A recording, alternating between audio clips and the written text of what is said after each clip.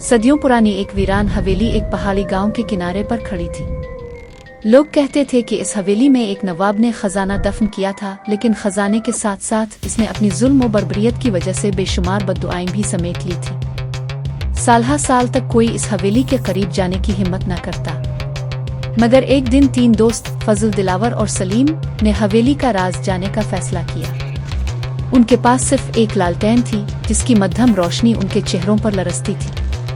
जैसे ही वो हवेली के बड़े गेट से अंदर गए, गेट खुद ब खुद चरचराते हुए बंद हो गया। वो सहमी हुई नजरों से एक दूसरे को देखने लगे, लेकिन वापसी का रास्ता खत्म हो चुका था। अंदर का माहौल खौफनाक था। दीवारों पर पुराने नवाब की तस्वीरें लगी थीं, जिनकी आंखें ऐसे लगता था जैसे हर पल उनको देख रही हो। कमरे दर कमरे गुजरते गए और हर कमरे में कोई ना कोई इशारा मिलता।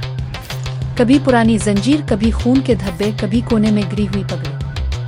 आखिरकार वो एक लंबे अंधेरे राहदारी में पहुंचे। अचानक लालटेन बुझ गई और मुकम्मल अंधेरा छा गया। सलीम ने कपकपाती आवाज में कहा, यहाँ कुछ है।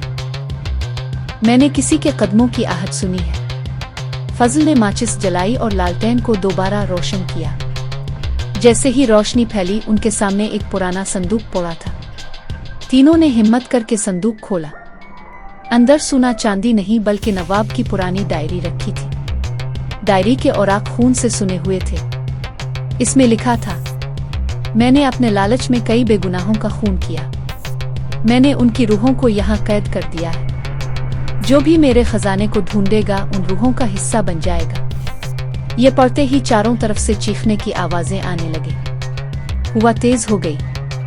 कमरा लरजने लगा। दिलावर ने चीख कर कहा, हमें यहाँ से निकलना होगा, वरना हम कभी जिंदा नहीं बचेंगे। वो भागते हुए वापस राहदारी से निकले। दरवाजे खुद ब खुद खुलते गए, जैसे कोई उनको बाहर निकाल रहा हो। आखिरकार जब वो बाहर हवेली के गेट पर पहुंचे, तो अचानक पीछे से एक गहरी आवाज आई। जो खजाने के पीछे आया, वो अपनी जिंदगी खो बैठा। वापस मत आना। वो तीनों गांव की तरफ भागे और इस दिन के बाद कभी किसी ने इस हवेली का रुख न किया।